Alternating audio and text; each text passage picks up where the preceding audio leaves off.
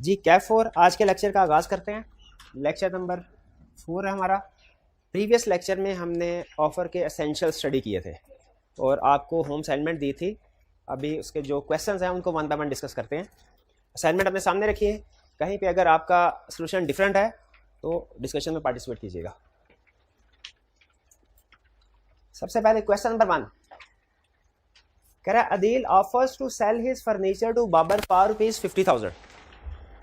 Babar accepts this offer subsequently. अब जब देखें, अदील ने बाबर को ऑफर की और बाबर ने एक्सेप्ट कर ली। अब इस पॉइंट ऑफ टाइम पे दोनों के दरमियान में कॉन्ट्रैक्ट हो गया, ठीक है। अच्छा, अगर कॉन्ट्रैक्ट हो गया तो मुझे बताइए, अदील ने फर्नीचर बेचना है और बाबर ने 50,000 देना है। अदील फर्नीचर दे रहा है ना, अदील के लिए कंसिडरेशन क्या है? 50,000। और बाबर 50,000 दे रहा है, बाबर के लिए कंसिडरेशन क्या है? फर्नीचर। ठीक। अच्छा, इसी तरह मुझे बताइए, अब दोनों पार्टीज के दरमियान में कॉन्ट्रैक्ट हो गया ना। अगर फर्नीचर के पॉइंट ऑफ व्यू से बात करें, फर्नीचर के पॉइंट, तो प्रोमिजर कौन है?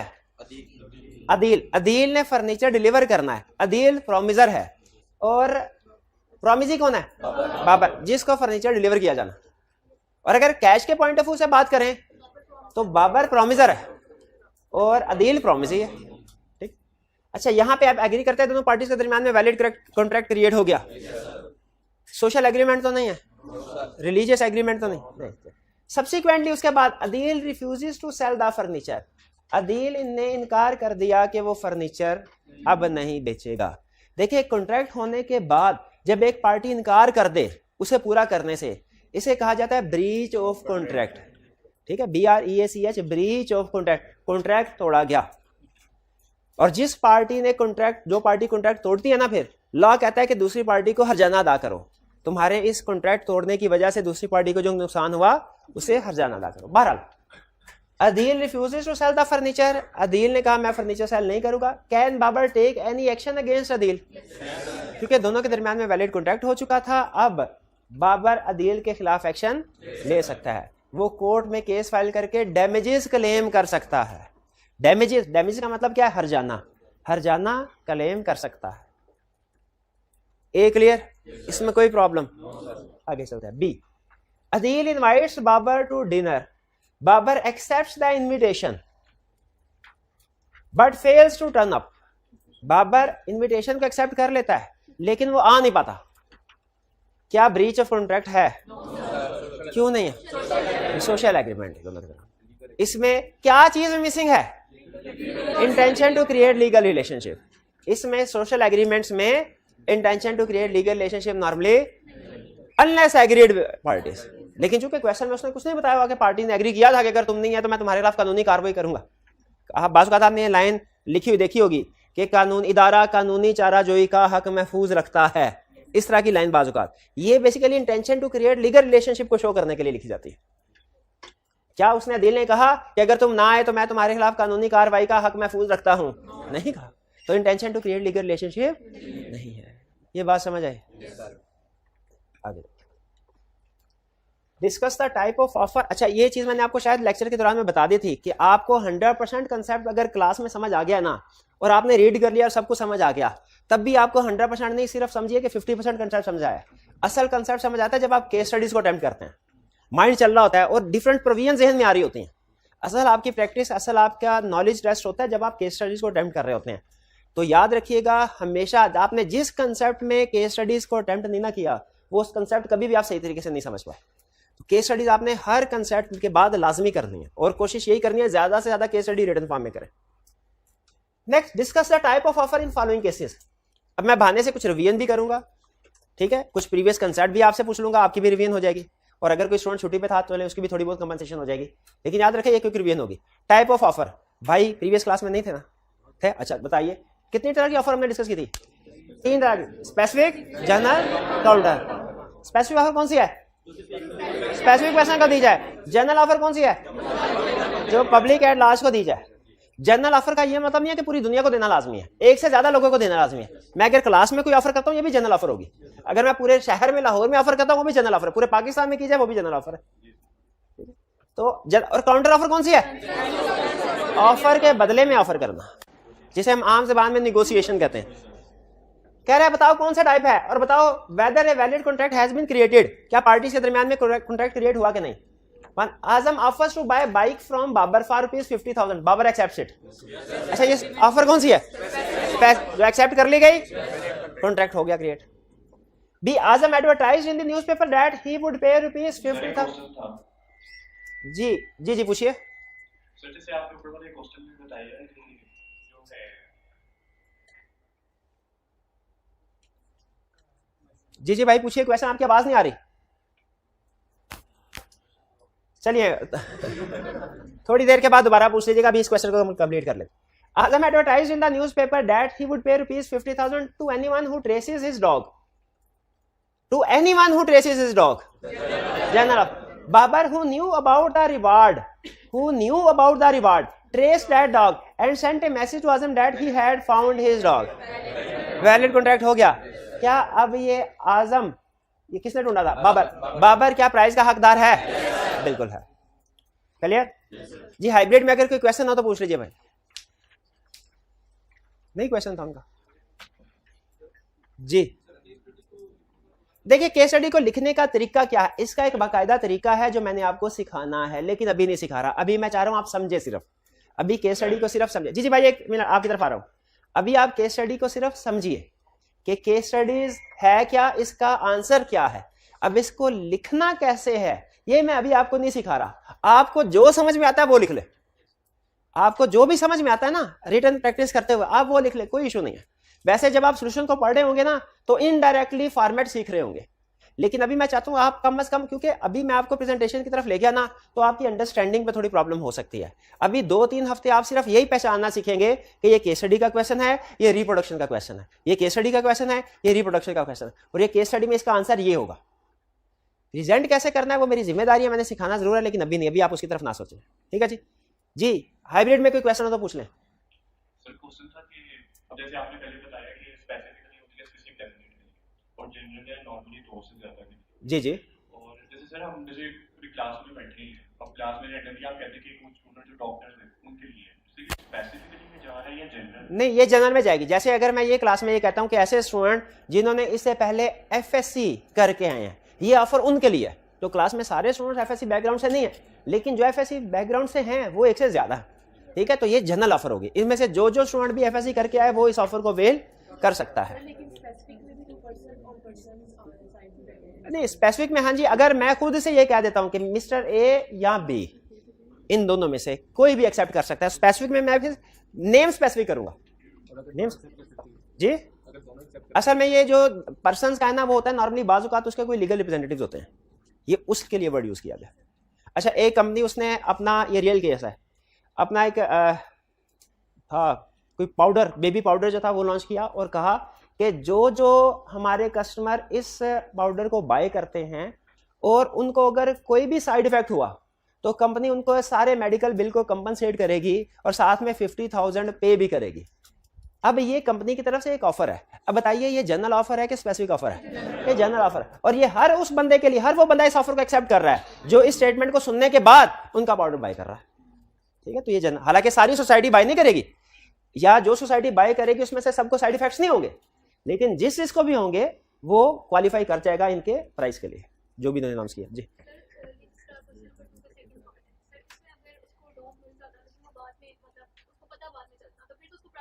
जी सेकंड क्वेश्चन में उन्होंने कहा कि अगर उसे डॉग पहले मिल जाता, प्राइस का पता बाद में चलता, तो क्या फिर वो प्राइस का हकदार होता? इसका जवाब है नहीं, क्योंकि उसके पास ऑफर ही नहीं होती। जब ऑफर ही नहीं होती उसके पास कम्युनिकेट हुई तो एक्सेप्ट कैसे कर सकता? और जब एक्सेप्ट ही नहीं किया तो कॉन्ट्रैक्ट भी नहीं हो सकता। बिल्कुल, काम होने से पहले ऑफर की टर्म्स पता होनी चाहिए, सारे ऑफर के बारे में इंफॉर्मेशन होनी चाहिए। Question 3. Amjad offers to sell his Suzuki Mehran 2008 model to Habib for ₹450,000. Is this a valid offer? बिल्कुल वैलिड ऑफर, कोई प्रॉब्लम नहीं जी।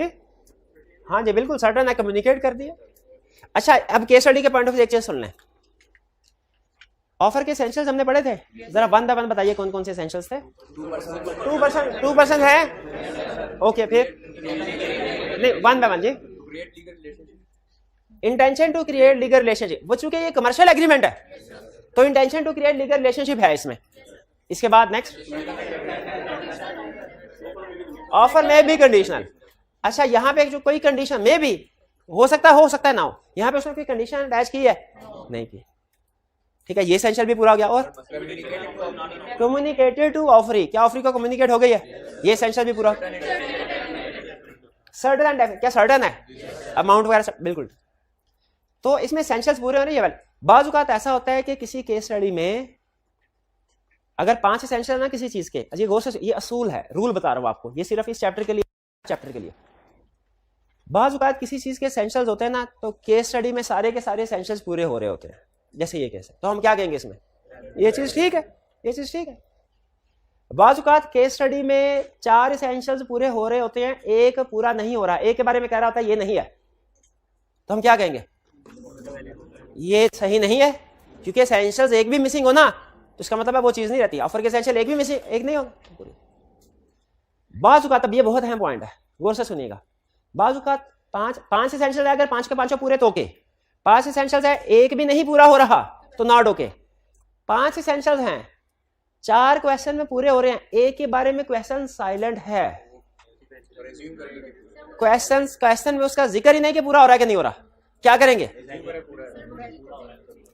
वो आपके पास 2 ऑप्शन है, या तो ये ऑप्शन है कि आप ये कह लें कि if 5th condition is also fulfilled तो ये ओके है, if 5th condition is not fulfilled तो ये ना, या तो दोनों सिचुएशन कवर कर लें, या ऑप्शन ये है कि एज्यूम करें 5th कंडीशन पूरी हो रही है, क्योंकि अगर 5th कंडीशन में कोई मसला हो ना तो वो हमें बता रहा हो, उसने नहीं बताया इसका मतलब है 5th कंडीशन पूरी हो, ये ज़हन में रखिएगा। यानी क्लियर वायलेशन होना कंडीशन की और बात है, और क्वेश्चन में एब्सेंस ऑफ इंफॉर्मेशन होना और बात है। क्लियर वायलेशन हो रही है तो आप एज्यूम नहीं कर सकते, आप कहेंगे ये नहीं है, गलत है, लेकिन अगर क्वेश्चन में इंफॉर्मेशन एब्सेंट है तो आप एज्यूम कर सकते हैं कि it is assumed 5th condition is also met, ये ठीक है। ये बात समझ आई जो बताना चाह रहा हूं मैं, ठीक है। तो यहां पे अगर फर्ज कीजिए कि 1-2 ऑफर के एसेंशियल्स के बारे में वो साइलेंट भी होता तो हम क्या एज्यूम करते, लेकिन अगर वो क्वेश्चन में कहता कि फॉर रुपीज 450,000 और फॉर रुपीज 500,000, या 4.5 लाख की ले लो या 5 लाख की, फिर हम कहते हैं सर्टन नहीं है, फिर वो क्लियर वायलेशन होती है वो सर्टन टर्म्स एंड कंडीशन की, इसमें आप अजम्पशन नहीं ले सकते थे। फिर क्लियर हो, अगर प्राइस बताता ही ना तो हालांकि उसे नहीं बताया तो फिर क्या हम कहते हैं वैलिड है, नहीं। अगर ये कहता Amjad offers to sell his Suzuki Mehran model to Habib, price का जिक्र ही ना करता तो फिर रीजनेबल, फिर हम एज्यूम करते कि रीजनेबल प्राइस है और कहते ओके, ठीक है। वो सिचुएशन एब्सेंस बताना चाह रहा हूं, एब्सेंस ऑफ इंफॉर्मेशन में आपने अजम्पशन लेनी है, लेकिन जब क्लियर इंफॉर्मेशन हो तो अजम्पशन नहीं, उसके मुताबिक डिसीजन करना है। ये मैं आगे मजीद, अभी तो सिर्फ रूल आपके साथ शेयर किया, आगे इसकी एप्लीकेशन आएगी, मजीद बार बार ये रूल आपके साथ शेयर करूंगा जी। हाँ, अब ये एक और सवाल है, उन्होंने कहा सर मेहरान कार है, ये 4.5 लाख की बेच रहा है, चलो ठीक है तकरीबन देते हैं, अगर इधर लिखा होता फॉर रुपीज 20,000, क्या फिर ये वैलिड कॉन्ट्रैक्ट होता, वैलिड ऑफर होती? गाड़ी 5 लाख वाली है तो 20 लाख। अब एक और रूल सुन, क्या कह रहे हैं भाई, हाँ आपस का मामला, ठीक, हाँ बिल्कुल आपस का मामला, ला भी यही कहता है कि इनका आपस का मामला ला, लेकिन दूसरे अल्फाज में कहता है, कुछ कहता है कंसिडरेशन होना जरूरी है, कंसिडरेशन एडिक्वेट होना जरूरी नहीं है।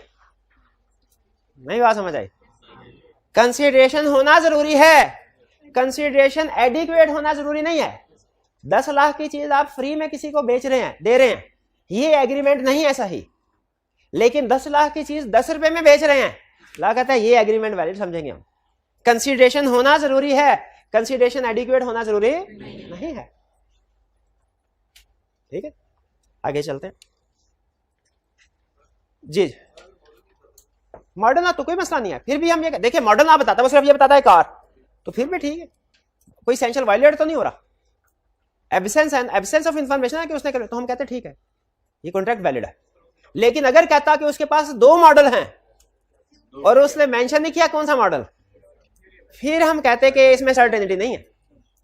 अगर वो सिर्फ ये कि एक कार, तो इसका मतलब उसके पास एक ही कार होगी जो बेच रहा है, लेकिन अगर क्वेश्चन में क्लियरली कह दिया 2 गाड़ियां और मेंशन नहीं कर रहा कि ब्लैक बेच रहा है कि व्हाइट, किसकी ऑफर है, तो फिर हम कहते हैं ये सर्टन नहीं है, ये वैलिड ऑफर नहीं है। बात समझ आई? Next, Salman purchased a horse from in Irfan and promise to buy another if the first one proves lucky. Salman ने एक बड़ा खरीदा इरफान से और कहा कि मैं दूसरा भी खरीदूंगा अगर पहले वाला लकी साबित हुआ। कंडीशनल, चले कंडीशनल है इफ की, ठीक है। Salman refuse to buy the second horse, Salman ने दूसरा घोड़ा खरीदने से इनकार कर दिया। Can Irfan enforce this agreement? क्यों इन्फोर्स नहीं कर सकता?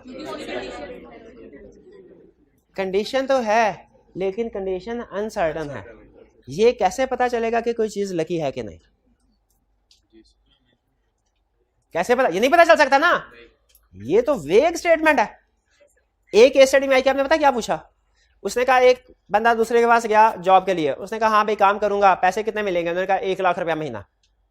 क्या ये वैलिड एग्रीमेंट है? दूसरे केस में उसने कहा तनख्वाह क्या मिलेगी? उसने कहा तनख्वाह इतनी होगी कि तुम खुश हो जाओगे। बाजू बात ऐसे बात है, खुश हो जाओगे तुम।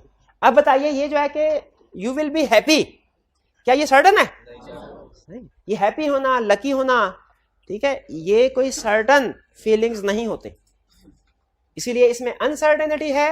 अनसर्टेनिटी होने की वजह से ये वैलिड ऑफर नहीं है। वैलिड ऑफर नहीं है तो कॉन्ट्रैक्ट भी नहीं है। कुछ भी कह ले, कंडीशन सर्टन है, कंडीशन सर्टन ना होने की वजह से ऑफर भी सर्टन नहीं है, ठीक है। नहीं, इससे फर्क नहीं पड़ेगा। आपने सिर्फ ये ज़हन में, ये सोल्यूशन में लिखना है कि लकी होना सर्टन नहीं है, ठीक है, इसमें अनसर्टेनिटी है। ऑफर की टर्म्स एंड कंडीशन सर्टन नहीं है। Next, is a valid contract created on the basis of following offers. पहली offer, Mohsin says to Noor that he is willing to sell his motorcycle to him for ₹20,000। क्या ये contract valid है? बिल्कुल valid है, commercial contract है, valid है। B, a shoe shiner start shining one shoes without being asked to do so. कहा नहीं, लेकिन उसके कहे बगैर उसने उसके जूते साफ कर दिए। ये उसकी तरफ से इम्प्लाइड ऑफर है, इम्प्लाइड ऑफर है। अच्छा, अब इसमें अगर दूसरा बंदा चुप करके शूज जूते पॉलिश करवा लेता है तो क्या कॉन्ट्रैक्ट हो जाएगा? हाँ, ये जिस तरह इसका करीब आके जूते साफ करना इम्प्लाइड ऑफर है, उसी तरह दूसरे बंदे का जूते पॉलिश करवाना चुप करके इम्प्लाइड एक्सेप्टेंस है। इम्प्लाइड एक्सेप्टेंस, उसका कंडक्ट ये शो करवा रहा है ना कि हाँ ठीक है करते जाओ। अगर जूते साफ करवा के दूसरा बंदा कहे मैंने तुम्हें थोड़ी कहा था, वो कोई कॉन्ट्रैक्ट नहीं, मैंने कोई पैसे नहीं देने, तो लॉ कहता है नहीं, एग्रीमेंट हो गया, दोनों पार्टीज के दरमियान में कॉन्ट्रैक्ट हो गया। एक की इम्प्लाइड ऑफर थी, दूसरे की इम्प्लाइड एक्सेप्टेंस थी, तो बी में कॉन्ट्रैक्ट हो गया, एग्री करते हैं। सी, हाँ, इसमें कंसिडरेशन का जिक्र नहीं हुआ, तो कंसिडरेशन क्या होगी? Reasonable. Reasonable. C, Arsalan offers to sell his furniture to Amjad for ₹250,000 on the condition that advance payment is made within 3 days of the offer. अब ये कंडीशन अटैच कर दी उसने, ये कंडीशनल ऑफर होगी ना, ठीक है। तो अगर इसमें उसने बताया अमजद ने क्या किया, हाँ, अमजद के बारे में उसने कुछ नहीं बताया हुआ, ठीक है, तो ये कंडीशनल ऑफर है। अगर अमजद इसको एक्सेप्ट कर लेता है तो ये वैलिड कॉन्ट्रैक्ट होगा।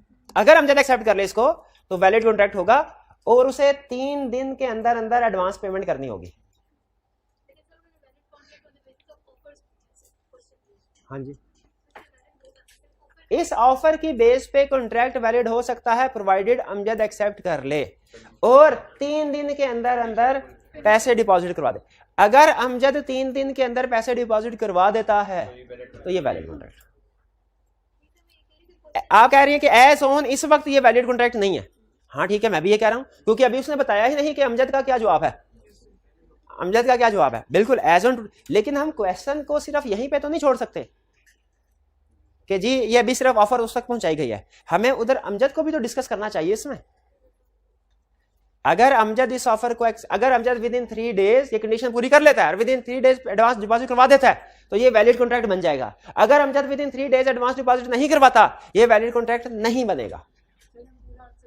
बिल्कुल बिल्कुल ऐसे लिखना, ठीक है। आप ये नहीं लिख सकते कि there is no valid contract because response of Amjad is not given in the question, ये भी ज़हन में आ सकता है। लेकिन यहाँ पे हमें इसको डिस्कस करना चाहिए, अमजद का point of view option discuss करनी चाहिए कि अगर वो कंडीशन पूरी कर ले वैलिड हो जाए। अच्छा, अगर अमजद जवाब में कहे कि 3 डेज नहीं 7 डेज में मैं डिपॉजिट करवाता हूं तो फिर काउंटर ऑफर होगी। आपका कोई क्वेश्चन था?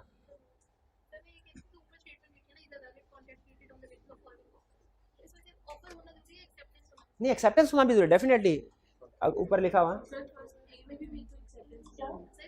आप इस स्टेटमेंट को ना, जी जी मैं अभी हाइब्रिड की तरफ आ रहा हूँ, आप इस स्टेटमेंट को ऐसे कर लीजिए, can a valid contract on the B created on the basis of following, can a valid contract be created on the basis of following, इस तरह कर ले स्टेटमेंट को। लेकिन उसकी वैसे इंटेंशन यही थी जो मैं आपके साथ शेयर करूँ। ठीक है, इसको यूं कर ले, can a valid contract be created on the basis of following. जी हाइब्रिड में कोई क्वेश्चन है तो पूछिए। में जब आपने बताया कि कंडीशनल ऑफर थी, हमें नहीं पता कि कंडीशन मेट होगी कि नहीं होगी, तो मतलब हमें जब भी आंसर करना है तो प्रिजम्पटिव बेस्ड असम्पशन देंगे, मतलब फ्यूचर बेस्ड। जी बिल्कुल बिल्कुल, आप लिखेंगे अजम्पशन की बेस पे। अच्छा, अजम्पशन का मतलब है इफ, इस तरह लिखना, if Amjad deposits advance payment with in 3 days it will be valid contract. ये जो आपने इफ लिखते हैं ना, इफ, ये अजम्पशन को ही शो करवा रहा है। जी क्लियर हुआ जी? Next, D. Azam wrote to Babar to sell his book, adding that if he did not reply within 5 days, the offer would be considered accepted. Babar did not reply. अच्छा, ये एक बड़ा इशू है law का, कि वो उसे कहता है कि भाई अगर आप 5 दिन के अंदर आपकी तरफ से जवाब नहीं आया तो मैं ये मानूंगा कि आपके ऑफर एक्सेप्ट हो गई। हाँ, ऐसे तो नहीं होता। लॉ ये कहता है कि ऑफर जो है ना, ऑफर, इसमें नेगेटिव कंफर्मेशन नहीं होनी चाहिए। नेगेटिव कंफर्मेशन शायद आपकी बुक में कंडीशन उसने नहीं लिखी हुई, पहले हुआ करती थी, अब नहीं। नेगेटिव कंफर्मेशन आपको बता दे। अच्छा, एक चीज और जहन में आ गया, बल्कि अच्छा हुआ इस क्वेश्चन से एक कंसेप्ट जहन में आ गया। आपको पता है आपका सिलेबस वक्तन फवक्तन चेंज होता रहता है, खासतौर पे लॉ के सब्जेक्ट्स में, ठीक है। और एक है आपका टेक्स्ट और एक होते हैं उसके क्वेश्चंस, पास्ट पेपर के क्वेश्चंस। पास्ट पेपर के क्वेश्चन भी आपकी प्रैक्टिस में शामिल है, ये भी आपको पता है। समटाइम ऐसा होता है कि जब सिलेबस यानी टेक्स्ट चेंज होता है ना, तो उससे रेलिवेंट क्वेश्चन भी चेंज हो जाना चाहिए असूली तौर पे, मान देना इस चीज को। लेकिन बाज़ औक़ात ऐसे होता है कि सिलेबस में से कोई कंसेप्ट निकल गया, लेकिन जो पास्ट पेपर में उस कंसेप्ट की बेस पे क्वेश्चन है ना, वो बुक में शामिल होता है। ये समटाइम्स होता है, मतलब बहुत ज्यादा नहीं होता। यूं समझ लीजिए कि 100 क्वेश्चन है तो 5 या 6 क्वेश्चन में इस तरह का मसला होगा, लेकिन इस तरह का मसला होता है। असल में होना ये चाहिए कि सारे कंसेप्ट्स और सारे पास्ट पेपर जो आपको बुक में दिए जाते हैं आईकैप की बुक में, वो सारे इंटीग्रेटेड होने चाहिए। अगर कोई नया कंसेप्ट ऐड हुआ है तो उसका पास्ट पेपर भी ऐड होना चाहिए, और अगर कोई कंसेप्ट सिलेबस से डिलीट हुआ है तो उससे रिलेटेड पास्ट पेपर भी डिलीट हो जाने चाहिए। अब होता क्या है, जो मेरा एक्सपीरियंस है, मैं भी गलत तो मेरा अपना जाती एक्सपीरियंस है, होता यह है कि जब कोई कंसेप्ट नया ऐड होता है ना, उसके पास्ट पेपर तो ऐड हो जाते हैं क्योंकि वो पता, लेकिन जब कोई कंसेप्ट डिलीट होता है ना, तो शायद ये वैल्यूएट करना मुश्किल हो जाता है कि ये कंसेप्ट कौन कौन से क्वेश्चन में अप्लाई हुआ है। तो कुछ क्वेश्चंस में ये कंसेप्ट रह जाता है। अब मुझे ये बताइए एज टीचर मुझे क्या करना चाहिए? क्या मुझे उस कंसेप्ट को बुक में शामिल करना चाहिए? बुक में शामिल करना चाहिए। मेरे कुछ स्टूडेंट कह रहे करना चाहिए, कुछ कह रहे नहीं करना चाहिए। ठीक, अच्छा, मैंने नहीं किया। लेकिन उससे रिलेटेड अगर कोई पास्ट पेपर का क्वेश्चन मौजूद है, वो क्वेश्चन आईकैप की बुक में भी मौजूद है, क्या वो मुझे करवाना चाहिए? असूली तौर पे आईकैप को इसके ऊपर कोई क्वेश्चन टेस्ट नहीं करना चाहिए, लेकिन चूंकि किताब के अंदर क्वेश्चन होता है, और अगर स्टूडेंट से कहा जाए ना कि ये क्वेश्चन ये इसका कंसेप्ट सिलेबस से निकल गया, आपने नहीं करना, तो स्टूडेंट शक शुबे में रहता है कि टीचर ने पूरी तैयारी नहीं करवाई, आईकैप की किताब में है, हो सकता है कि आ जाए। इसीलिए हम भी ये कहते हैं ठीक है, जहां पे इतना 95% कंसेप्ट पढ़ाते हैं, वहां पे 5% ये भी पढ़ा लेते हैं। तो बाज़ औक़ात ऐसा होगा कि कोई कंसेप्ट किताब में आपको नजर नहीं आएगा। अब इसमें मैंने क्या किया है, मैंने लिखत में उस कंसेप्ट को नहीं इंक्लूड किया बुक में, लेकिन प्रैक्टिस में वो क्वेश्चंस भी प्रैक्टिस करेंगे और वो कंसेप्ट भी मैं ज़बानी कलामी आपको बता दूंगा। ठीक है, अच्छा, वैसे मैं आपसे ओपिनियन ले रहा हूं, बताइए अगर फर्ज कीजिए कोई ऐसा कंसेप्ट है जो आईकैप की बुक में नहीं है, लेकिन आईकैप की बुक के क्वेश्चंस में वो कंसेप्ट यूज हुआ है, क्या उसे बुक में शामिल होना चाहिए? कितने स्टूडेंट्स का ख्याल आना चाहिए? हाथ उठाइए जरा, मैं आइंदा इस वोटिंग को कंसीडर करूंगा बुक बनाते हुए। और कितनों का ख्याल है कि नहीं होना चाहिए, क्लास में ज़बानी कलामी बता देना चाहिए एक्स्ट्रा कंसेप्ट? ये वाले ज्यादा है वैसे, चलिए ठीक है। तो अब ये कंसेप्ट भी मैं आपको क्लास में ज़बानी कलामी बताने लगा। ये कौन सा है? No negative confirmation. कंसेप्ट क्या है? मैंने इनसे कहा नो, लिखे नो नेगेटिव कंफर्मेशन, बल्कि इस ये मुश्किल हो गया, ये भी लिख ले वैसे नो नेगेटिव कंफर्मेशन। इसके साथ इसका आसान वर्जन लिख ले, silence is not acceptance. Silence is not acceptance, silence can never be acceptance. भाई समझ आया कि अगर किसी पार्टी को आपने ऑफर की है और वो पार्टी साइलेंट रहती है, आप इससे ये नतीजा कभी भी नहीं निकाल सकते कि उसकी तरफ से एक्सेप्टेंस है और वैलिड कॉन्ट्रैक्ट हो गया। इसी को नो नेगेटिव कंफर्मेशन भी कहते हैं कि अगर आपने जवाब ना दिया, नो नेगेटिव कंफर्मेशन का मतलब क्या, अगर आपने ना की, अगर आपने ना की तो मैं समझूंगा हाँ है, ये है नो नेगेटिव कंफर्मेशन। ऐसे नहीं होता, ऐसे नहीं होता। हाँ, खामोशी, साइलेंस इज नॉट एक्सेप्टेंस, ये ज़हन में रखिएगा। अच्छा, अब यहाँ पे देखिए, यहाँ पे क्या कह रहा है, क्वेश्चन को साइड पे लगा लूं फिर आपकी तरफ। क्या आजम ने बाबर से कहा कि अगर तुमने 5 दिन में रिप्लाई नहीं किया मैं समझूंगा तुम्हें मंजूर है। Babar did not reply, Babar ने रिप्लाई नहीं किया, वैलिड कॉन्ट्रैक्ट हुआ नहीं। क्यों? Silence is not acceptance. ठीक है, ये ऑफर का एक फीचर था कि ऑफर इस तरह की नहीं होनी चाहिए कि जिसमें आप कहें कि अगर जवाब नहीं दिया तो मैं मंजूर कर समझूंगा, ओके।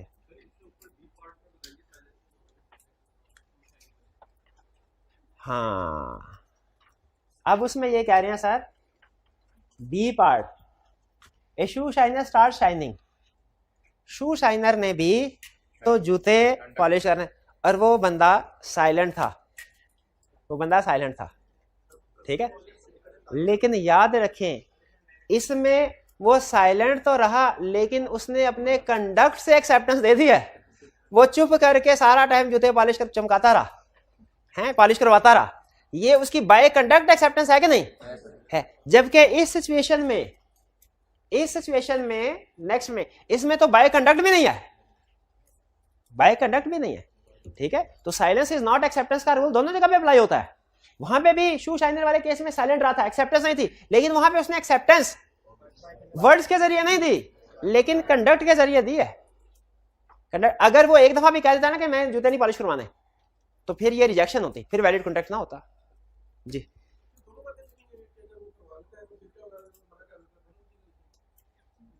क्वेश्चन में शू शाइनिंग वाले क्वेश्चन की बात कर रहे हैं। इनका सवाल यह है कि सर अगर शू शाइनिंग वाले क्वेश्चन में हमें वो बताता है कि बंदे ने आके शू शाइनिंग शुरू कर दी, ठीक है, और उस बंदे ने कुछ नहीं कहा, तो क्या हम दोनों सिचुएशन लिखेंगे कि अगर वो पर्सन जो जूते पॉलिश करवा रहा है मना कर देता है तो कॉन्ट्रैक्ट नहीं हुआ, और अगर मना नहीं करता चुप करके जूते पॉलिश करवा लेता है तो कॉन्ट्रैक्ट हो जाएगा? क्या दोनों बातें लिखेंगे? अब ये ध्यान से सुनिएगा, इसका जवाब है क्वेश्चन की इंफॉर्मेशन बताएगी। अभी आपने सवाल पूछा थोड़ा ट्रिकी, तो बहरहाल जवाब दे रहा हूं। अगर सवाल की इंफॉर्मेशन ये कह रही है कि शू शाइनर ने आके जूते पॉलिश करने शुरू कर दिए, बस यहां तक, इसका मतलब यह है कि अभी ये काम पूरा नहीं हुआ। अब आप दूसरी पार्टी के पॉइंट ऑफ व्यू से जब जवाब देंगे ना, तो यस भी दे सकते हैं, नो भी दे सकते हैं कि अगर दूसरी पार्टी नो कर देती है तो कॉन्ट्रैक्ट नहीं होगा, और अगर यस कर देती है तो कॉन्ट्रैक्ट। लेकिन अगर क्वेश्चन में कहता है जूते पॉलिश हो गए,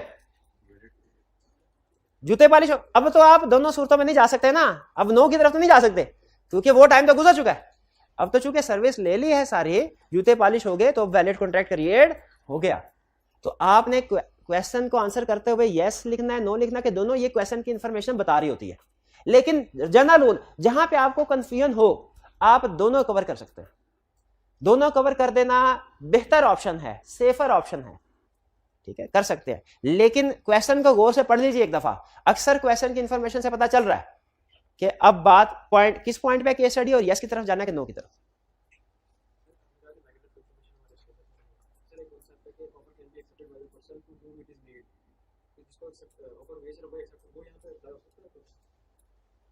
डी केस में यहां पे उन्होंने कहा कि सर एक ये भी थी ऑफर का एसेंशियल कि जिसको ऑफर की जाए वही एक्सेप्ट कर सकता है। यहां पे डी पे ये प्रोविजन अप्लाई नहीं हो रही क्योंकि यहां पे और कोई बंदा ही नहीं है जो एक्सेप्ट कर रहा हो। यहां पे बाबर ने एक्सेप्ट नहीं किया, ये ठीक है, लेकिन बाबर की जगह पे कोई दूसरा बंदा एक्सेप्ट कर रहा है, इसका कोई जिक्र नहीं है। तो ये हमें लीगल प्रोविजन यहां पे नहीं लिखनी चाहिए, ये बात नहीं लिखनी चाहिए। Next E, Iqbal displays goods for an auction sale, ये इनविटेशन टू ऑफर है, ऑफर नहीं है। ठीक है, इसकी बेस पे वैलिड कॉन्ट्रैक्ट, ये ऑफर नहीं है, invitation to offer. Goods were displayed in departmental store for sale and self service system was there, one customer selected an item, ये क्या है? ये कस्टमर की तरफ से ऑफर, कॉन्ट्रैक्ट अभी भी नहीं हुआ, ये कस्टमर की तरफ से ऑफर। अगर कस्टमर ये चीज लेके काउंटर पे जाए और काउंटर क्लर्क कहे कि ये फॉर सेल नहीं है, तो ये रिजेक्शन ऑफ ऑफर है कि breach of contract? Rejection of offer. 6 बदर who is the owner of Mashhoor associates, ये आई कैप के पास पेपर की केस स्टडी है। अच्छा, ये नीचे ना समटाइम केस स्टडी प्रैक्टिस करते हुए आपको कुछ रेफरेंस मिलते होंगे। ये रेफरेंस के बारे में बता दूं, ये I CAP CAP 4 level spring 26 question number 3 भी। क्या मतलब है इसका कि ये आई कैप के पास पेपर का क्वेश्चन है, स्प्रिंग 2016 के पेपर में आया था, इसका क्वेश्चन नंबर 3 भी है। और ये आई कैप की जो लॉ की बुक है, इसमें अगर आप ढूंढना चाहे तो ये चैप्टर 2 में आपको मिलेगा प्रैक्टिस क्वेश्चन नंबर 3। ठीक है, आई कैप की बुक का रेफरेंस भी दे दिया है और इसके अलावा पास पेपर का भी रेफरेंस दे दिया अगर आप उधर से जाके पढ़ना चाहें, लेकिन जरूरत नहीं है, जाना चाहे जा सकते हैं, जरूरत नहीं। लेकिन जिस क्वेश्चन के साथ पास पेपर का रेफरेंस आ जाए ना, उस पर आपको एक्स्ट्रा अलर्ट हो जाना चाहिए कि ये अब एग्जाम लेवल का क्वेश्चन आ गया, इसको हम ध्यान से डिस्कस कर लें। Badar who is the owner of Mashhoor associates sent one of his employees Aftab in search of his pet horse which had been missing for 5 days। उसका घोड़ा 5 दिन से गायब है, उसने अपने मुलाजिम आफ्ताब को भेजा कि जाओ घोड़ा ढूंढ के लाओ। बदर advertised a reward of ₹20,000 in A newspaper for anyone who finds his missing horse. और फिर अखबार में इश्तिहार भी दे दिया कि जो भी ढूंढ के लाएगा उसे इनाम दिया जाएगा 20,000। कौन सी ऑफर है ये? General offer. शाबाश। Aftab unaware of the newspaper advertisement trace the horse. Aftab ने घोड़ा ढूंढ लिया लेकिन उसे अब उसका नहीं पता ऑफर का। Subsequently on knowing about the reward Aftab claimed it from बदर। बाद में जब पता चला तो आफ्ताब ने बदर मुझे प्राइस दीजिए। क्या प्राइस मिलेगा? क्यों नहीं मिलेगा?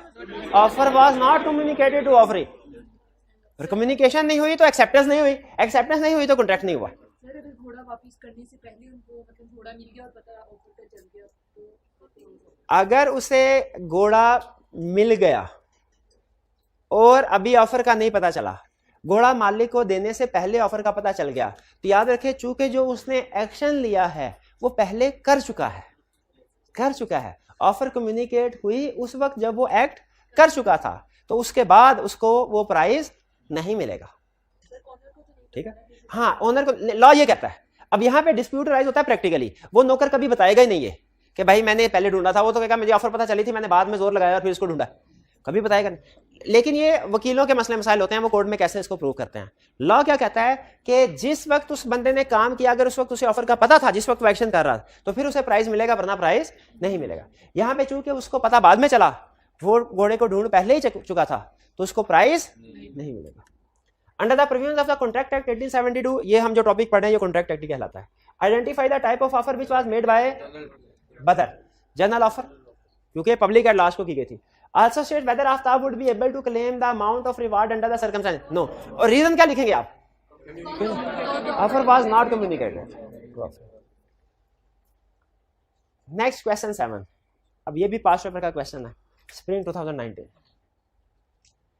अहमद, इसमें अल्फाज के ऊपर आपने गौर करना है कि जो एक दूसरे के साथ कम्युनिकेशन हो रही है उसके अल्फाज क्या है। Ahmad being interested in purchasing Adil's DHA property sent him this letter on 1st March 2019।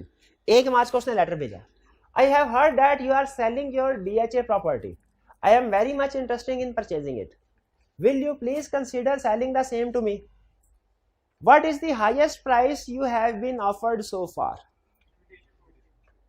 अभी तक की तुम्हारी हाईएस्ट प्राइस क्या है? हाईएस्ट प्राइस क्या है? अच्छा, अगर किसी से पूछे, मैं इनसे पूछूं भाईजान शर्ट तो बड़ी अच्छी पहनी है माशाल्लाह, कितने की लिया? ठीक है सर 2000 की। मैं कहूँ ये लो 2000 उतारो शर्ट। ये मुझे इन्फॉर्मेशन दे रहे हैं कि बेचने की ऑफर कर रहे हैं, इन्फॉर्मेशन दे रहे हैं। इसका ये मतलब नहीं है कि ये कह रहे हैं ठीक है सर मैं बेचने को भी तैयार हूं। तो उसने इन्फॉर्मेशन पूछी, उसने कहा मैं खरीदना चाहता हूं, हाईएस्ट प्राइस क्या है जो तुम्हें मिली है? Adil replied highest quote for the property till now is ₹35 million। खत्म। क्या आदिल ये कह रहा है कि मैं इस पे तुम्हें बेचूंगा? ये ध्यान में रखिएगा। अहमद ने कहा अच्छा, I agree to buy your DHA property for ₹36 million। मैं इसे 36 million में खरीदता हूं। Subsequently Adil received an offer from Hamid quoting ₹38 million for. फिर उसके बाद आदिल को हामिद कोई और है, किसी और प्रॉपर्टी से 38 million की ऑफर आई और हामिद उसको बेचना चाह रहा है। What will be Adil's liability? Hamid से आई और आदिल उसको बेचना चाह रहा है। What will be Adil's liability towards Ahmed if he wishes to make the sale to Hamid? क्यों? क्या इसका ये मतलब है कि अहमद और आदिल के दरमियान में कोई एग्रीमेंट नहीं हुआ, कोई कॉन्ट्रैक्ट नहीं हुआ? कोई कॉन्ट्रैक्ट नहीं। क्यों नहीं हुआ?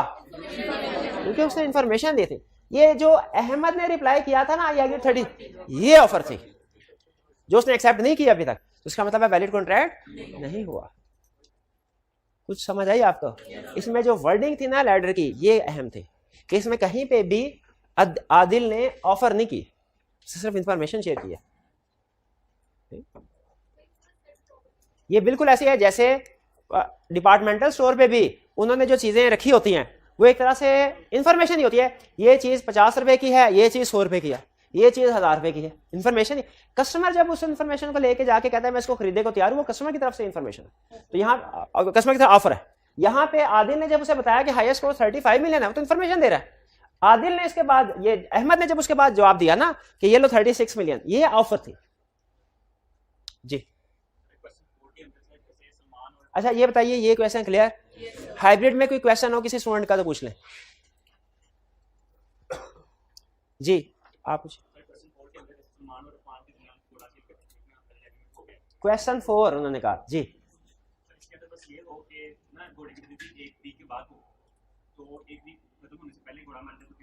हाँ, ये आज के लेक्चर का कंसेप्ट है। उन्होंने कहा सर फर्ज कीजिए तय ये पाया सलमान इरफान से घोड़ा खरीदेगा, लेकिन घोड़े की डिलीवरी होगी 1 महीने के बाद, और ड्यू डेट आने से पहले पहले घोड़े की डेथ हो जाए, घोड़े की डेथ हो जाए।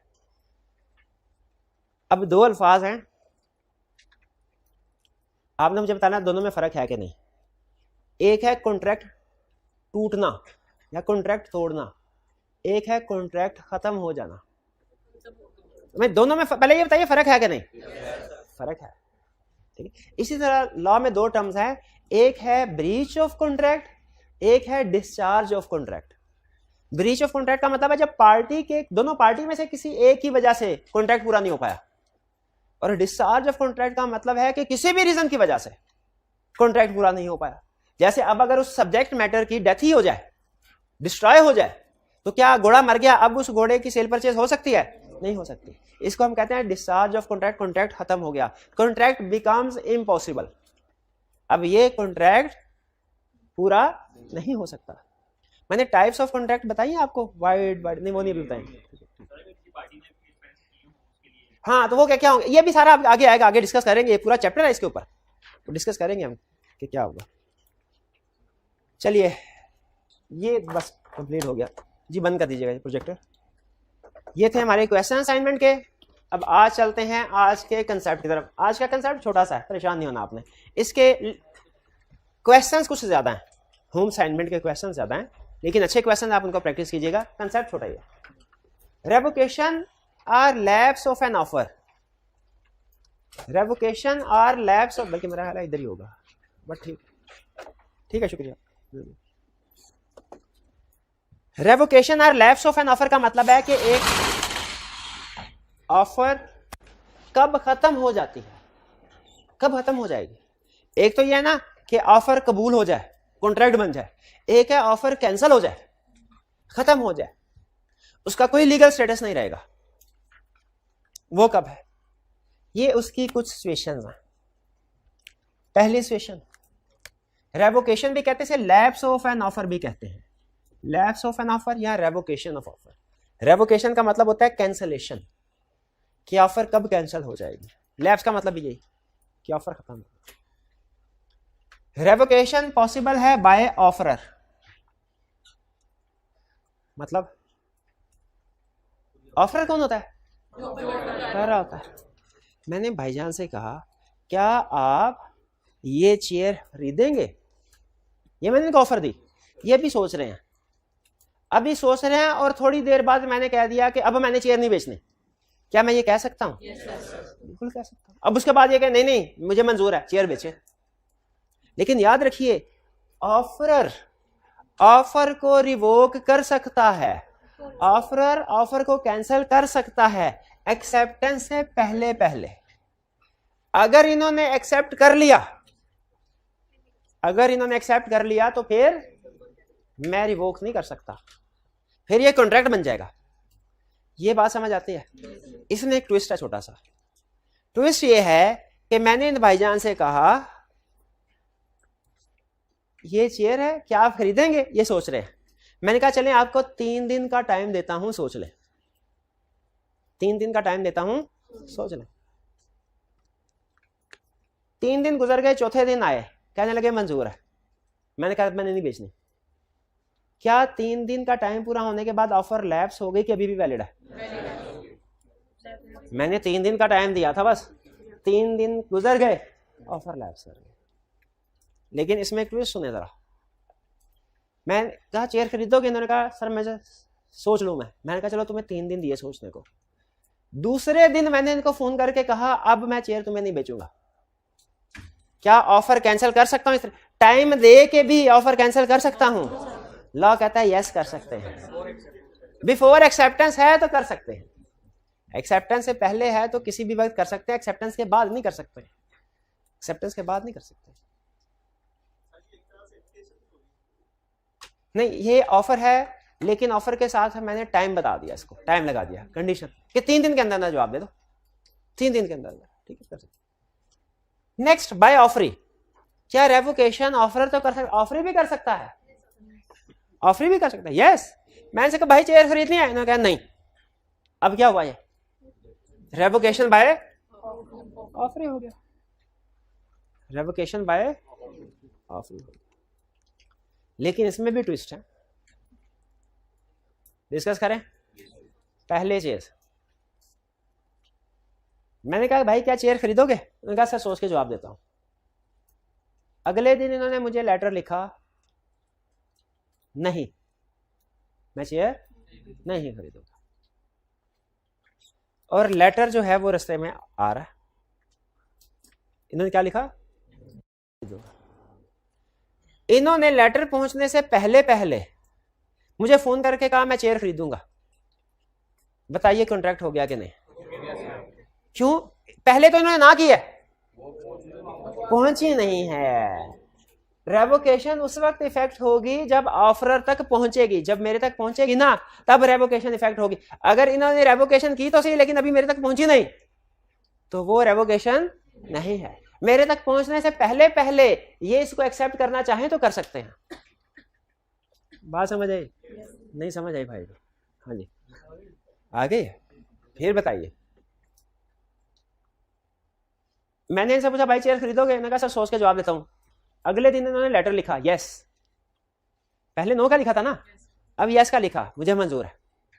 लेटर मेरे तक नहीं पहुंचा। इन्होंने उससे पहले मुझे फोन करके कहा नो। बताइए क्या कॉन्ट्रैक्ट हुआ कि नहीं हुआ? कॉन्ट्रैक्ट क्यों नहीं हुआ?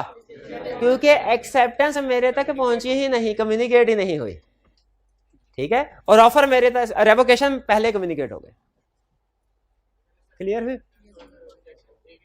हाँ, अगला तीसरा मेरा पॉइंट यही था। शाबाश, सही लाइन पे सोच रहे हैं भाई। ये दोनों समझ आ गए। इसका मतलब ये हुआ, अहम चीज ये है कि ऑफरी ने जो भी कम्युनिकेट किया वो मेरे तक पहुंचा कब? अगर उसने रूल किया, लॉ ये कहता है अगर ऑफरी रेवोकेशन और एक्सेप्टेंस दोनों कम्युनिकेट करे ना तो इससे फर्क नहीं पड़ता पहले उसने क्या लिखा है बाद में क्या लिखा है। फर्क इससे पड़ता है कि ऑफरर तक पहले क्या पहुंचा। अगर इसने 2 लेटर लिखे, एक में यस लिखा मैं खरीदूंगा, एक में लिखा नो, और दोनों पोस्ट कर दिए और मेरे तक दोनों एक ही दिन पहुंचे, लॉ क्या कहता है? जो पहले खुलेगा है जी बात। जो क्योंकि कम्युनिकेशन तब होगी ना। लॉ कहता है रेवोकेशन उस वक्त इफेक्टिव होगी व्हेन इट रीचेस ऑफरर, ठीक है। कुछ जगहों पे लिखा होता है व्हेन इट रीचेस ऑफरर, कुछ जगहों पे लिखा होता है when it comes to knowledge of offeror. ये जो है ना when it comes to knowledge of offeror, ये ज्यादा बेहतर अल्फाज है, लेकिन आपके लेवल पे दोनों में से जो मर्जी लिख लें दोनों ठीक है। ये बात समझ नहीं। ऑफर रिवोक हो सकती है ऑफरर की तरफ से भी, ऑफरी की तरफ से भी। ऑफरी रिवोक कर सकता है, कैसे? सीधा नो करके।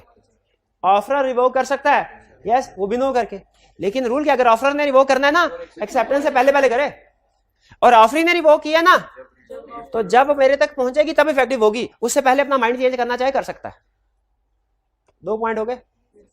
नॉन फुलफिलमेंट ऑफ कंडीशन अभी बढ़ा, कौन से वाला एग्जाम्पल, 3 दिन वाली, क्या घोड़ा था, क्या आप घोड़ा खरीदना चाहते हो? अगर खरीदना चाहते हो तो 3 दिन के अंदर अंदर पैसे डिपॉजिट करवा दो। अगर उस बंदे ने 3 दिन के अंदर पैसे डिपॉजिट नहीं करवाए, कंडीशन थी ना, 3 दिन के अंदर पैसे डिपॉजिट नहीं करवाए, तो ये क्या होगा? No fulfilment of condition. Offer में भी कंडीशन पड़ा था कि नहीं पड़ा था? ऑफर में भी कंडीशनल, और अगर ऑफर के साथ जो कंडीशन थी अगर पूरी ना करे तो क्या होगा? ऑफर फारग हो जाएगी। और क्या होगा? ऑफर फारग हो जाएगी। आपको कंपनी की तरफ से लेटर मिले कि आपको जीएम फाइनेंस की पोस्ट पे अपॉइंट किया जाता है, अगर आपको मंजूर है तो 4 तारीख को सुबह 9 बजे दफ्तर रिपोर्ट करें, आप नहीं रिपोर्ट करते, कंडीशन ऑफर है ना, ठीक। आपने फोन पे तो कह दिया एक्सेप्टेड, लेकिन पहुंचे नहीं है ऑफर, अगले दिन पहुंचे, ऑफर क्या हो गई? ये केस स्टडी है, उसमें पॉइंट किया कि बंदे को उसे कहा, वो नहीं आया, ठीक है। 2 दिन के बाद उन्होंने कहा हमने तो बंदा रख लिया, उन्होंने कहा अपॉइंटमेंट लेटर मुझे भेजा, बंदा क्यों रख लिया? कंडीशन थी इस दिन तुमने आना है, तुम उस दिन नहीं आए, 2 दिन के बाद आए हो। तो अगर ऑफर के साथ कंडीशन हो, जो हो सकती है ऑफर में भी कंडीशनल, और दूसरी पार्टी इस कंडीशन को पूरी ना करे तो ऑफर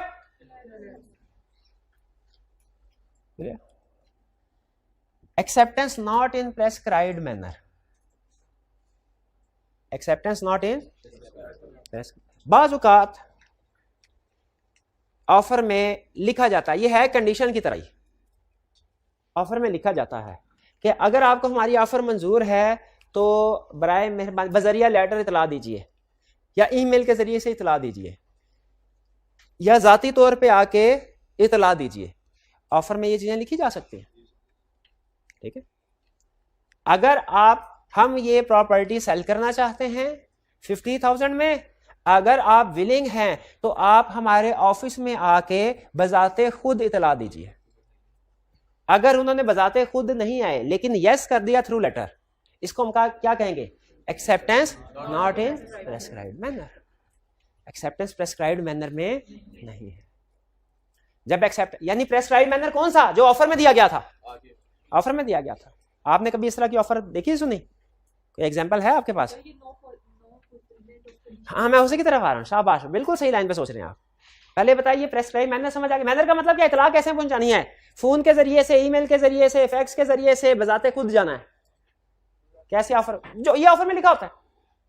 अगर आप एक्सेप्टेंस दे तो सही, लेकिन उस प्रेस्क्राइब्ड मोड में नहीं, किसी और तरीके से, तो उसे कहते हैं acceptance not in prescribed mode, acceptance not in prescribed manner या प्रेस्क्राइब्ड मोड। लॉ ये कहता है इससे भी ऑफर लैप्स हो जाती है, लेकिन इसमें और इसमें फर्क क्या हुआ? ये भी तो एक तरह से, इसमें लॉ का पॉइंट ऑफ व्यू थोड़ा सॉफ्ट है, सॉफ्ट है। लॉ ये कहता है कि अगर पार्टी ने आपको प्रेस्क्राइब्ड में एक्सेप्टेंस तो दी, प्रेस्क्राइब्ड मैनर में नहीं दी, तो ऑफरर की जिम्मेदारी, ऑफरर के पास ऑप्शन है, चाहे एक्सेप्टेंस को एक्सेप्ट करे चाहे ना करे, है ना जी? बात है कि नहीं जी? बात कितनी अजीबोगरीब बात आपको बताई। क्या बताई? कि मैंने आपसे कहा कि अगर आप ये गाड़ी खरीदना चाहते हैं तो आप बजाते खुद मेरे घर आ जाएं और ये गाड़ी खरीद लें। आप बजाते खुद नहीं आए, आपने अपने भाई को भेज दिया। एक्सेप्टेंस तो है not in prescribed manner. Law ये कहता है कि इसमें ऑफरर के पास ऑप्शन है, चाहे एक्सेप्ट करे चाहे ना करे। लेकिन अगर ऑफरर इसको रिजेक्ट करता है तो उसे बताना पड़ेगा कि मैंने जो मैनर कहा था आपने उसे डेविएट किया है, मैंने जो मैनर कहा था आपने उसे डेविएट किया है, अब ये मैं एक्सेप्ट नहीं करता, मेरी ऑफर खत्म। नो फुलफिलमेंट ऑफ कंडीशन और acceptance not in prescribed manner, दोनों में एक ही फर्क है कि जब कोई पार्टी कंडीशन ऑफर की कंडीशन फुलफिल ना करे तो ऑफर खत्म हो जाती है। इसमें हमने उसको बताना भी नहीं होता कि तुम्हारी ऑफर इसलिए कैंसिल हुई है कि तुमने कंडीशन पूरी नहीं की। लेकिन अगर acceptance not in prescribed manner में हो ना, तो इसमें हमने उस बंदे को बताना होता है कि भाई ऑफर खत्म है और इसकी रीजन ये थी। यानी इसमें उस बंदे को इतला देनी है acceptance not in prescribed manner में, ठीक है। अगर ये अपने भाई को भेजते हैं तो मैं कहता हूं नहीं, लेकिन मैं इनको बताऊंगा फोन करके, भाई साहब मैंने ऑफर आपको दी थी ना, मैंने कहा था खुद आइएगा, आपने भाई को भेज दिया, अब ये ऑफर खत्म हो गई। ये कम्युनिकेट करना मेरे लिए जरूरी है। कब? Acceptance not in prescribed manner, not fulfilment of condition में नहीं है। और ये दोनों में फर्क है, कंडीशन कोई भी लगा सकते हैं आप, टाइम की, पेमेंट की, एडवांस की, डेज की, कोई भी कंडीशन लगा सकते हैं आप, लेकिन acceptance not in prescribed manner का ताल्लुक किससे है कि एक्सेप्टेंस आप तक किस मोड ऑफ कम्युनिकेशन के जरिए से पहुंच रही है। वो लेटर भी हो सकता है, वो फैक्स भी हो सकता है, इसका ताल्लुक सिर्फ मोड ऑफ कम्युनिकेशन से है, मोड ऑफ कम्युनिकेशन। ये कंडीशन हजारों तरह की आप लगा सकते हैं ऑफर के साथ। आगे चलो, टाइम पास्ट, टाइम पास्ट, अगर ऑफर का टाइम था कि भाई 3 दिन के अंदर अंदर सोच लो, और 3 दिन गुजर गए, ऑफर भी काउंटर ऑफर, काउंटर। हाँ, अगर टाइम बताया नहीं गया तो फिर रीजनेबल टाइम। देखिए, जो चीज मेंशन ना हो वो फिर रीजनेबल, लॉ कहता है हम रीजनेबल इंपोज करवाएं। लेकिन ये होता है कुछ चीजों के ऊपर रूल लगता है रीजनेबल का, ठीक है। कुछ जो सब्जेक्ट मैटर होता है ना, सब्जेक्ट मैटर, उसके बारे में इंफॉर्मेशन क्लियर होनी चाहिए, उस पर ये रूल नहीं लगेगा। Counter offer clear, counter offer का मतलब क्या होता है, बदले में सब्सिक्वेंट इलीगैलिटी और डिस्ट्रक्शन ऑफ सब्जेक्ट मैटर। ये एग्जांपल वही जो भाई ने उठाया था क्वेश्चन, क्या था, घोड़ा मर गया हफ्ते से पहले। हाँ जी, टैग ये पाया 1 महीने बाद घोड़ा डिलीवर किया जाएगा, उससे पहले घोड़ा अगर मर गया, डिस्ट्रक्शन, डिस्ट्रॉय हो गया, कॉन्ट्रैक्ट खत्म, ऑफर खत्म। डैमेजेस का भी नहीं सोचना, वो भी नहीं मिलते, एडवांस वगैरह वो वापस कर दिया जाता है। अच्छा, इसमें 2 अल्फाज हैं, सब्सिक्वेंट इलीगैलिटी, सब्सिक्वेंट डिस्ट्रक्शन। पहले तो मुझे बताइए लफ्ज सब्सिक्वेंट का मतलब समझ आ रहा है? ऑफर देने के बाद अगर सब्जेक्ट मैटर डिस्ट्रॉय हो जाए, गाड़ी थी आग लग गई, घोड़ा था मर गया, तो ऑफर खत्म। ऑफर क्या, कॉन्ट्रैक्ट भी हुआ होता था वो भी खत्म हो जाता, हो ही नहीं सकता। दूसरा सब्सिक्वेंट इलीगैलिटी, इसका मतलब क्या है, गवर्नमेंट ने बैन लगा दिया कि पहले पंजाब से फॉर एग्जांपल अगर बलूचिस्तान में राइस भेजी जाती थी, गवर्नमेंट ने बैन लगा दिया कि अब की बार पंजाब में फसल ठीक नहीं हुई तो यहां पे अब बलूचिस्तान फॉर एग्जांपल नहीं भेजी जाएगी। तो जो भी ऑफर इससे पहले बलूचिस्तान और पंजाब के ताजिरों ने एक दूसरे से की हुई थी, अब ये गवर्नमेंट की तरफ से बैन लगने के बाद ये क्या हो जाएगी, इलीगल, ऑटोमेटिकली खत्म। क्लियर, सब्सिक्वेंट इलीगल, ये बहुत अहम कंसेप्ट है, बहुत, इसको ध्यान में रखिएगा, ठीक है। अगर आपने ऑफर की और उस ऑफर के करने के बाद जिस चीज की ऑफर थी उसके ऊपर गवर्नमेंट ने बैन लगा दिया, या वो चीज ही मर गई, डेथ हो गई, डिस्ट्रॉय हो गई, तबाह हो गई, तो फिर वो ऑफर भी खत्म हो गई, ऑफर भी वाइड। और लास्ट, डेथ आर इंसैनिटी का मतलब इंसेन, पागल हो जाना, मर गया। अगर ऑफर या ऑफरी में से कोई पागल हो जाए, ऑफर खत्म। ऑफर या ऑफरी में कोई पागल हो जाए तो, लेकिन इसमें भी एक ट्विस्ट है, इसमें भी ट्विस्ट है। मैंने ये भाई, इन भाई ने इनको ऑफर किया कि आप मेरी मोटरसाइकिल खरीदोगे, ठीक है। अब सुने, खुदा चले, ए ने बी को की, ए ने बी को की ऑफर, क्या आप मेरी मोटरसाइकिल खरीदोगे, बी की डेथ हो गई, ऑफर खत्म, ठीक। अब सुने, ए ने बी को ऑफर की, क्या मेरी बाइक 50,000 में खरीदोगे, अब ए की डेथ हुई, ऑफर खत्म नहीं हुई। डिपेंड करता है बी को पता चला कि नहीं। अगर बी को पता चल गया ए की डेथ हो गई है, ऑफर खत्म। लेकिन अगर बी को अभी पता नहीं चला ए की डेथ हुई है, ऑफर वैलिड है। अगर बी एक्सेप्ट कर लेता है, लेटर लिख लेता है कि आई एक्सेप्ट योर ऑफर, तो याद रखें ये कॉन्ट्रैक्ट हो गया, ये कॉन्ट्रैक्ट हो गया। नहीं समझ आई, फिर से सुने, ए ने बी से कहा, ऑफर की, क्या आप गाड़ी खरीदोगे, क्या आप मेरी गाड़ी खरीदोगे। अब ए की डेथ हो गई, बी की डेथ हो जाए ना, वो तो कहानी उधर ही खत्म। ए की डेथ हो गई, बी को नहीं पता। अभी लॉ ये कहता है, यहां पे डिपेंड करता है बी को नॉलेज ऑफ डेथ है कि नहीं है। अगर बी को नॉलेज ऑफ डेथ है कि यार ए ने मुझे ऑफर की थी, उसकी डेथ हो गई है, तो ऑफर खत्म। लेकिन अगर बी को भी नहीं पता चला कि ए की डेथ हो गई है, वो इग्नोरेंट है और उसने एक्सेप्टेंस लेटर पोस्ट कर दिया, उसने ए के एड्रेस पे एक्सेप्टेंस लेटर पोस्ट कर दिया, तो याद रखिए अब एक्सेप्टेंस इसकी हो गई, कॉन्ट्रैक्ट हो गया।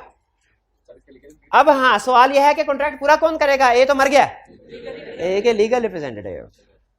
इसको थोड़ा घर जाके तसल्ली से आपने पढ़ना और सोचना है। ये डेथ वाला केस, ठीक है, डेथ वाला सबसे अहम ये। अब फ्यूचर की स्टडीज को भी सामने रख के बता रहा हूं, फिर उसके बाद दूसरे नंबर पे ये डेथ वाला अहम है। ये दो इंपॉर्टेंट कंसेप्ट है। और बी की डेथ हो गई एक्सेप्टेंस से पहले पहले, तो ऑफर उधर ही खत्म ना, वो तो स्ट्रेट अवे खत्म। मसला ये है कि जब ऑफर करने वाले की डेथ हो। अच्छा, ये आपने होम असाइनमेंट लाजमी करके आनी है, कल इसको भी डिस्कस करेंगे, ठीक है। थोड़े ये क्वेश्चन जी, हाइब्रिड में कोई क्वेश्चन है तो पूछ लीजिए। जी जी, हाइब्रिड में क्वेश्चन है पूछ लें।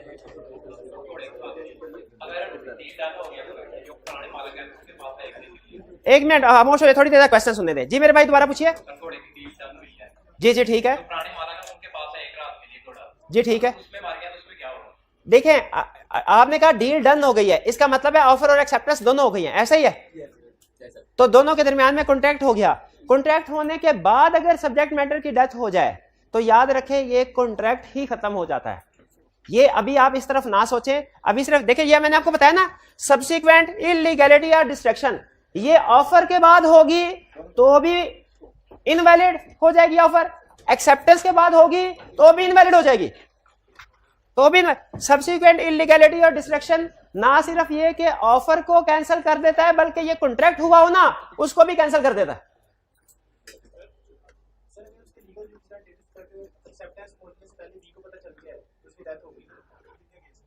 देखिए अगर बी ने एक्सेप्टेंस लेटर पोस्ट कर दिया ना तो एग्रीमेंट हो गया, कॉन्ट्रैक्ट हो गया। अब इसके बाद अगर बी को पता चल जाए कि ए की डेथ हो गई है तो भी कॉन्ट्रैक्ट हो चुका है, अब ए के रिप्रेजेंटेटिव पूरा करेंगे इसको, ठीक है जी। अगर एक्सेप्टेंस के बाद यानी कॉन्ट्रैक्ट हो गया, याद रखिए जनरल रूल, कॉन्ट्रैक्ट होने के बाद कोई भी पार्टी मर जाए उसके लीगल रिप्रेजेंटेटिव पूरा करते हैं।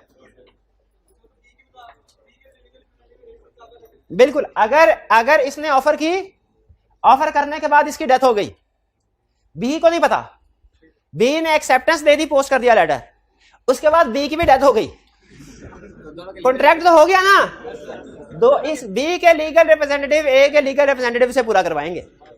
ये क्वेश्चन हमारे केस स्टडी सिलेबस में आई हुई है पास पेपर में। ये सारी चीजें बाद में हम डिस्कस करेंगे, ये थोड़ी एडवांस की चीजें डिस्कस करेंगे, ये डिस्कस हुआ है लॉ में। आज का लेक्चर यहाँ पे खत्म करते हैं हम। अल्लाह हाफिज।